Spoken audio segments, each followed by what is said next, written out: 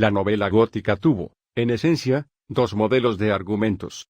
El primero es la historia de una joven inocente que llega a una casa desconocida o a un castillo tenebroso, y debe enfrentarse con los secretos del pasado.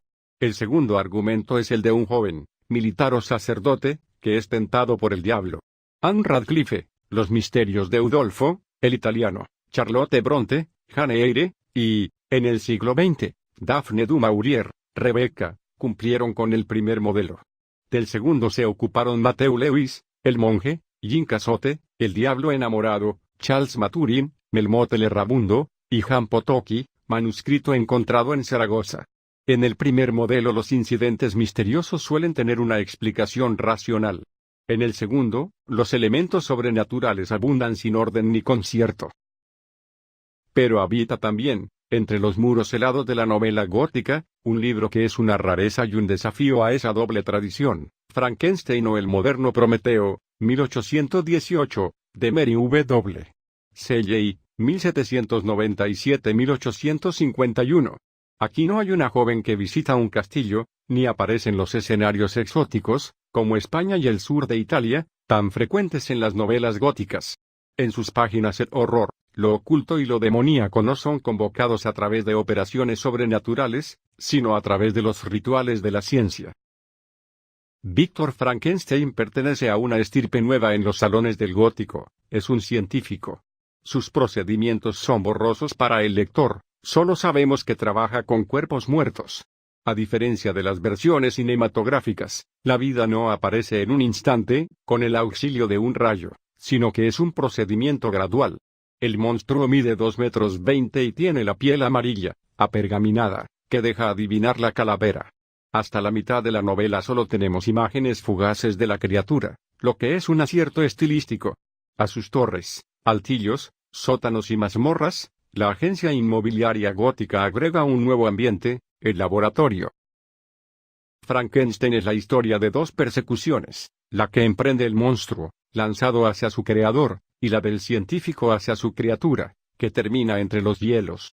Los crímenes son como extraños mensajes que deja el monstruo para que Víctor Frankenstein acepte arrancarlo de su soledad y darle una compañera. Víctor Frankenstein es también el nuevo Prometeo, como murmura el título de la obra, se propone liberar a los hombres de la muerte.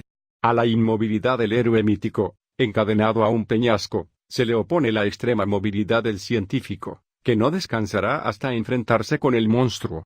Escribo monstruo, o criatura, porque el invento del Dr. Frankenstein no tiene nombre. Nunca llega a conseguir uno. En ocasiones aparece mencionado como el ser.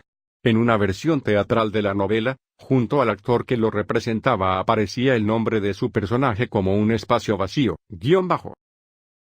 La novela cuenta también la historia de una iniciación, la terrible incursión del monstruo en el mundo. Abandonado por su creador, está condenado a ser un autodidacta. Al observar a los habitantes de una cabaña el monstruo aprende a hablar y se familiariza con unos pocos libros, entre ellos El paraíso perdido de Milton.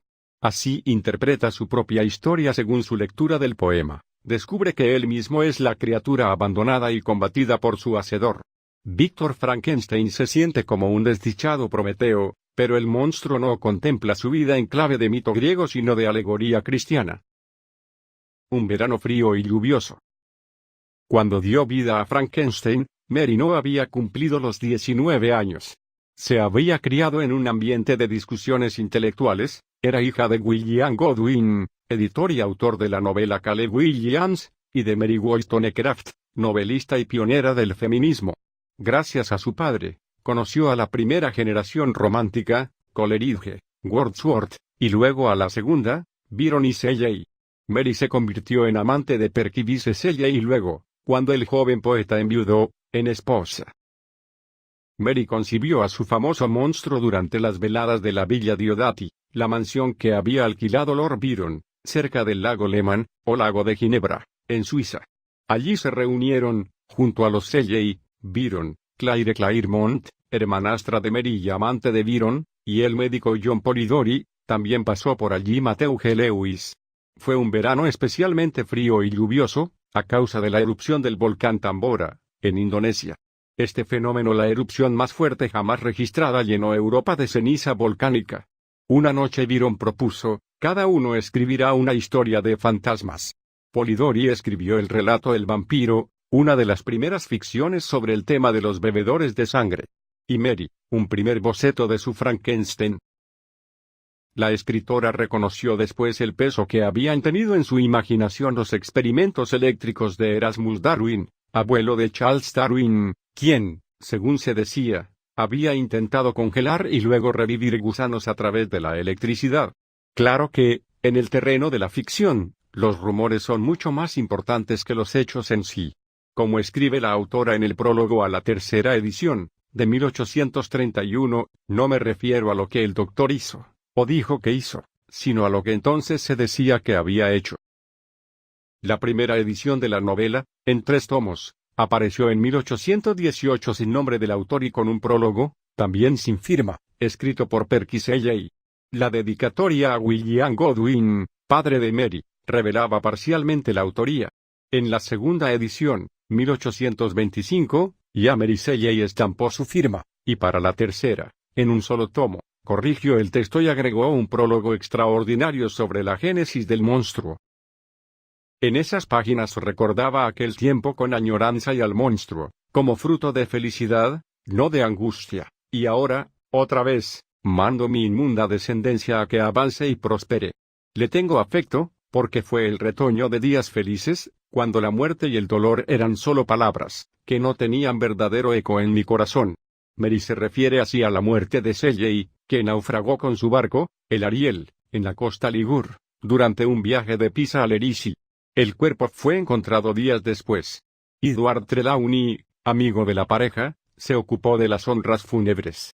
Consiguió un horno crematorio, fue hasta la playa, cerca de Viareggio y quemó el cuerpo, cuyas cenizas fueron llevadas al cónsul inglés en Roma y enterradas luego en el cementerio protestante de la ciudad, tal como lo cuenta Trelawney en su libro de recuerdos Shelley y Byron. Cuando leemos el nombre de Frankenstein, la primera imagen que viene a nuestra cabeza es la caracterización de Boris Karloff en la película de James Whale de 1931.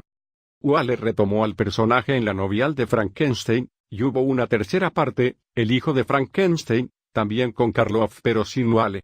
Mientras el conde Drácula, el otro ícono del terror cinematográfico, aceptó complacido una variedad de rostros, Bela Lugosi, Christopher Lee, Frank Langella, Gary Oldman, e inclusive Leslie Nielsen, la imagen de Frankenstein quedó cristalizada en Boris Karloff.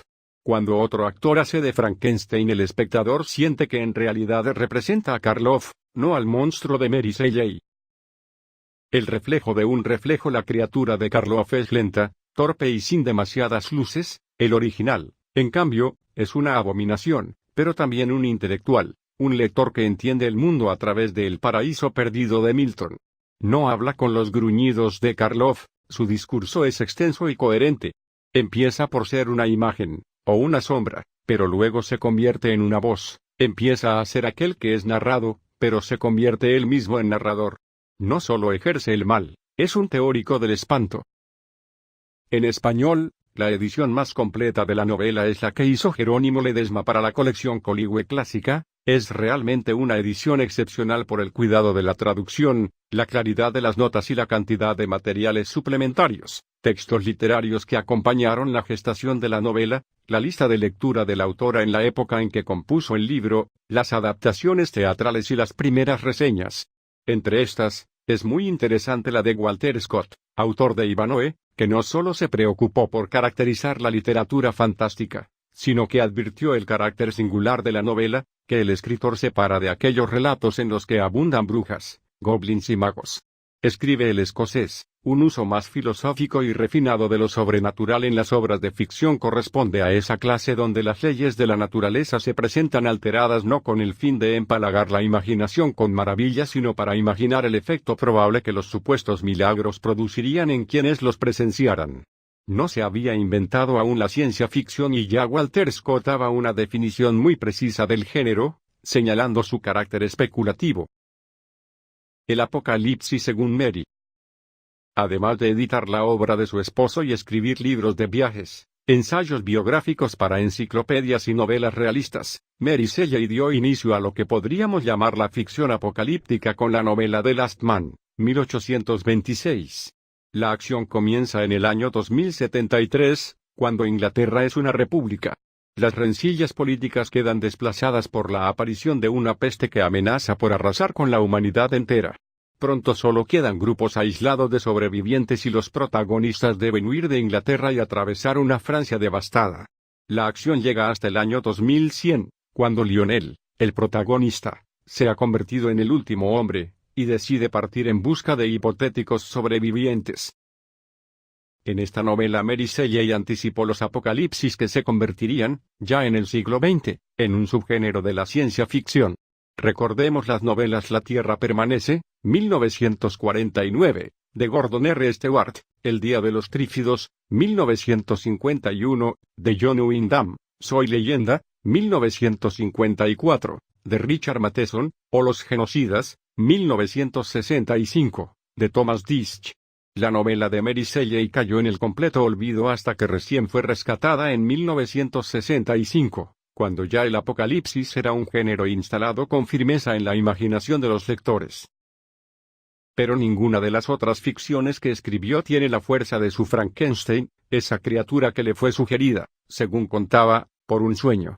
Cuando despertó, se dio cuenta de que tenía el tema para su cuento de miedo. Ágil y placentera como la luz fue la idea que me asaltó. Lo encontré. Lo que me aterroriza a mí aterrorizará a otros. Esta historia infinitamente triste, esta historia de locura, desolación y muerte, fue escrita con alegría. Tal vez ese sea el secreto del horror.